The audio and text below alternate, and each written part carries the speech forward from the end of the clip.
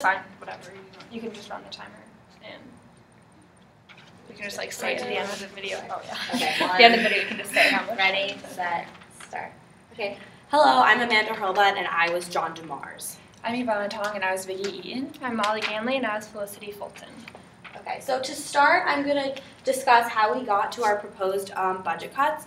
We decided that the best combination of cuts that was least harmful to the hospital would be $1.5 million from nursing, $1 million from medical staff, supplies and equipment, and $1 million loan from Bob Carter. We were able to figure out that this would be the least harmful for the hospital in general.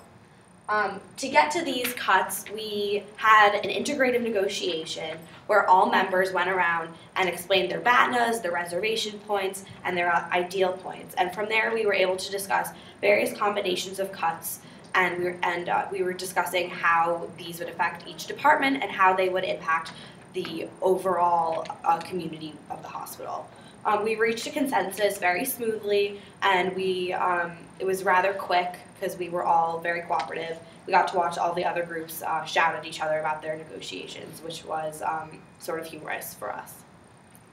So we understand that nursing and medical staff will be the most resistant to change since they are the ones taking the cuts, but we want to explain that the low budget cuts are the most economically sound that we can make, and it has the least impact upon the culture of our hospital. And there won't be any job losses, rather we'll just be more economical with our spending. So we understand that there's a concern that was raised about taking out the entire loan in 3.5, taking out the entire loan in loans, the entire cost in loans. But Bob Carter stated that if we went over the $1 million loan, we would go bankrupt. So to help facilitate the transition, we understand that nursing has a concern that instead of a 5.5% increase in their COLA, it'll be 2.5%. But once the loan is paid off, we plan to make up for it. And for medical supplies, we are viewing it as increasing the efficiency and being more environmentally friendly.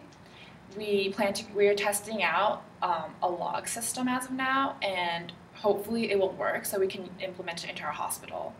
And we understand that supplies will be tighter and that nursing may not be satisfied, but to help decrease this resistance, we plan on having a general body meeting where everyone can hash out their issues and discuss any concerns that they have.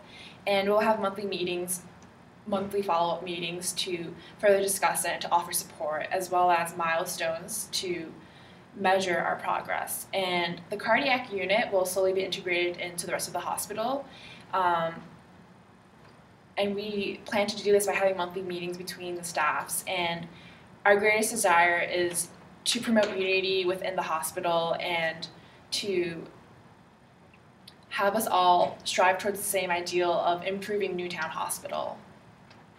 So to summarize our negotiation process, with our budget cuts, we went for the approach of having low cuts that were the least impactful to each individual group that would be fair and distributive.